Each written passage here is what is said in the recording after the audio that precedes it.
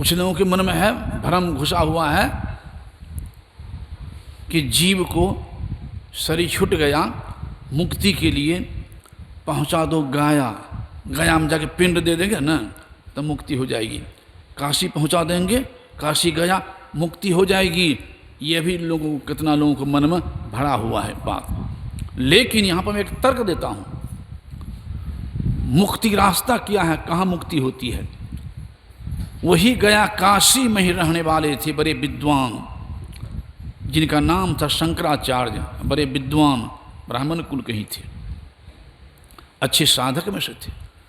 गंगा स्नान करके पूजा करने के लिए जा रहा था। रास्ता संकीर्ण था, उसी रास्ता से एक डोम आ रहा था। शंकराचार्य जी जा रहा था तो शंकराचार्य जी ने कहा वो डोम से, जी मैं गंगा स्नान कर चुका हूँ, पूजा करने के लिए जा रहा हूँ, तुम मेरे देह में नहीं सटना, बगल से निकलो। भाव यही नहीं हो गई कि छुआ जाएंगे? भाव यही नहीं हुई, छुआ जाएंगे, बगल हो जाओ। तो डोम बेचारा हाथ जोड़ के कहता कि बाबू आप भी मानव हो और मैं भी मानव हूँ, आपके शरीर में भी खून है कि मेरे शरीर में खून है, तो हमसे इतना घृणा क्यों करते हो? घृणा क्यों? तो शंकराचार्य ने कहा, अरे सभी मानव एक किरण होता है। जरा बताओ, एक मंदिर में दीपक जल रहा है, बोलो प्रणाम करोगे कि नहीं? कहा जरूर प्रणाम करेंगे, मंदिर में दीपक जल जरूर प्रणाम करेंगे। कहा श्मशान मुर्दा जल रहा है, वो भी तो आगे है, लो मुर्दा जल रहा है, प्रणाम करोगे? कहा नहीं, मुर्दा वाला आग को कहे प्रणाम करेंगे? कहा तब तो हो गया, वो भी लो आग, ये भी लो आग, दोनों अंतर हुआ ना। यानी अपने को बता दिया मंदिर के दीपक, और डोम को बता दिया श्मशान के मुर्दा वाला आग। तो डोम हाथ जोड़ कहता, हाँ बाबू, यहाँ पर आपकी बात मानने योग्य है कि सभी मानव एक रंग नहीं होता है। कोई मानव विद्वान है तो कोई अनपढ़ भी है, कोई मानव धनवान है तो कोई गरीब भी है, कोई गोरा है तो कोई कड़िया भी है, कोई लम्बा है तो कोई नट्टा भी है, कोई मोटा है तो कोई पतला भी है, कोई पापी है तो कोई पुण्यात्मा भी है, कोई दानी है तो कोई कंजूस भी हैं, और कोई जीव रक्षक है तो कोई जीव भक्षक भी हैं। यह बात समझ में आए, सभी मानव एक रंग नहीं होता है। तो अभी तो बगल हो जाओ, समझ गया ना, सभी मानव एक रंग नहीं है, तो बगल हो जाओ। कहा बगल तो हो जाऊंगा, लेकिन एक बात समझा दो तब बगल होने। बस बोलो क्या चाहते हो समझाना। कहा किसी के शरीर छूट गया, ले गया श्मशान, और श्मशान है बस्ती से 70 किलोमीटर दूरी पर।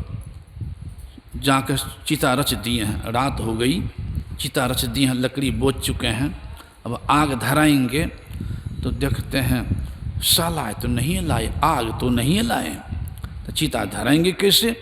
अब बस्ती दूर है, रात हो गई है, अब क्या किया जाए? अगल बगल में बस्ती नहीं है, दुकान नहीं है, लेकिन नज़दीक में एक मंदिर में दीपक जल रहा है, पुजारी है, नज़दीक में एक मंदिर है, दीपक जल रहा है। अगर वह मुर्दा वाले व्यक्ति पहुंच जाए मंदिर पर पुजारी के पास और हाथ जोड़ ले कि बाबू सलाई नहीं लाया हूँ, भूल गया हूँ, बस्ती बहुत दूर है, चिता धराना जरूरी है, कृपा करके आप मंदिर के दीपक दे दें। अगर पुजारी दया करके दीपक दे दे तो उसी दीपक से चिता को धराएंगे। चिता बुझते हैं ना, चिता नहीं मुर्दा, तो चिता को धराएंगे तो मंदिर के दीपक से चिता जलेगी कि नहीं? तो कहा शंकराचार्य ने कि हाँ, वो मंदिर के दीपक से चिता जल जाएगी आराम से। का बस एक बात और छूट गई, वो भी समझा दो, बगल हो जाए। क्या पूछिए लो। का पुजारी ने सुबह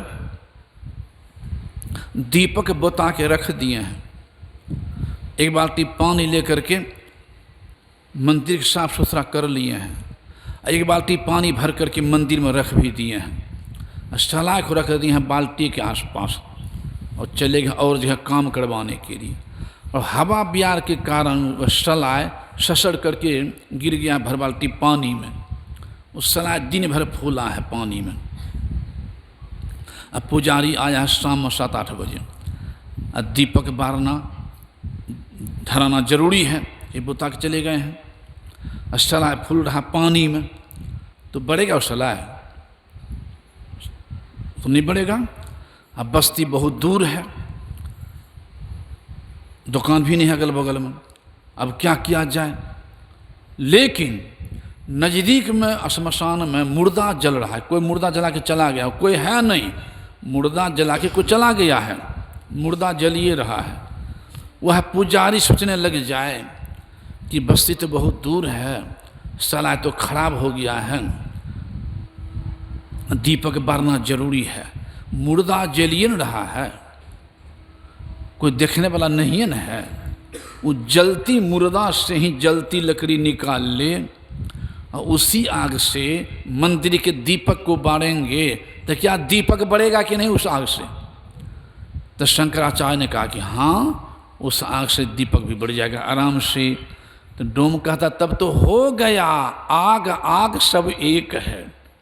उसी तरह से शरीर अनेक है, जाति अनेक है, रंग रूप व्यवहार अनेक है, लेकिन कर्म भी अनेक है, लेकिन सबके अंदर रूह चेतन आत्मा परमात्मा का अंश आग रूप में एक है।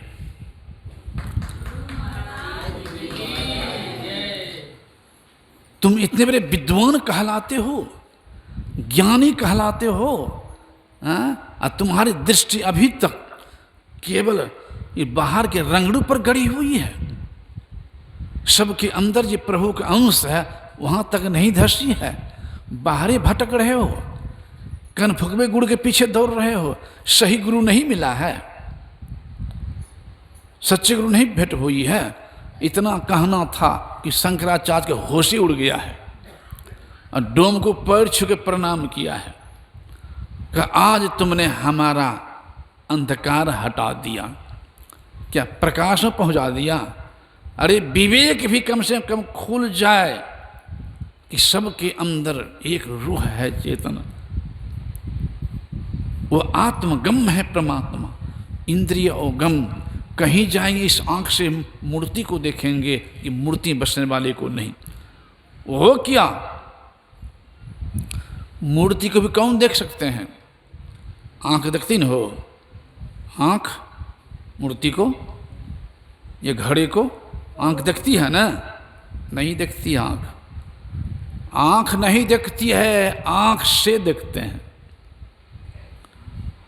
मूर्ति को भी मकान को भी आंख नहीं देखती है, आंख से देखते हैं।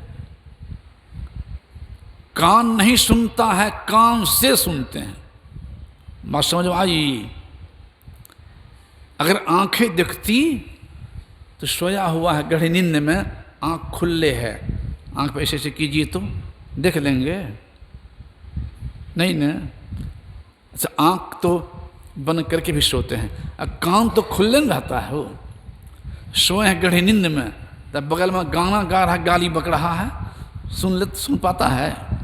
नहीं सुना। क्या सिद्ध हुआ कि सुनने वाले आप, देखने वाले आप, बोलने वाले आप, सामान उठाने वाले आप, आंख माध्यम, कान माध्यम, चलने के लिए पैर माध्यम, सामान उठाने के लिए हाथ माध्यम। बात सिद्ध हुई कि नहीं? कि आंख नहीं देखती है, आंख से देखते हैं। कान नहीं सुनता है, कान से सुनते हैं। बात सिद्ध हुई कि नहीं?